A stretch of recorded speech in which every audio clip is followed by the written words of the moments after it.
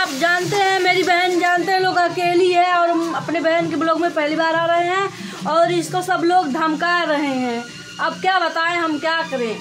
अभी तक हम मालती चौहान या किसी के बारे में भी एक भी वीडियो अपलोड नहीं किए हैं। सब पे लगभग सब पे कमेंट जा रहा है नोटिफिकेशन कि अगर कोई वीडियो उनका डालेगा तो क्या कर लेंगी बोलिए। उन लोगों का नाटक है, कभी गोरखपुरिया भौजी को गाली देती है, कभी वो उनको देती है और कभी अपने में ही लड़ाई कर लेते हैं, गंदा गंदा वीडियो को वायरल करने के लिए डाल देते हैं और मिल जाते हैं फिर। और कुछ दिनों के बाद विष्णुराज और मालती चौहान एक भी हो जाएंगे। और क्या पिपराइज की राधिका क्या किसी का जिंदगी का बर्बाद कर रही हो, क्या है सब अर्जुन झूठा वीडियो सब्सक्राइब बढ़ाने के लिए सब करते हैं। सब एक बार हाथ तुड़वा लिए थे, झूठे तुड़वाए थे, फिर खाना खिला रही थी, ये सब नाटक देखते देखते परेशान हो गए हैं हम लोग। इसीलिए हम किसी से नहीं मिलना चाहते थे और कभी ना मिलेंगे इन लोगों से। हम सब बदतमीज हो चुके हैं और बोल रहे हैं कि चैनल के स्टैग लगा देंगे। किसमें दम है?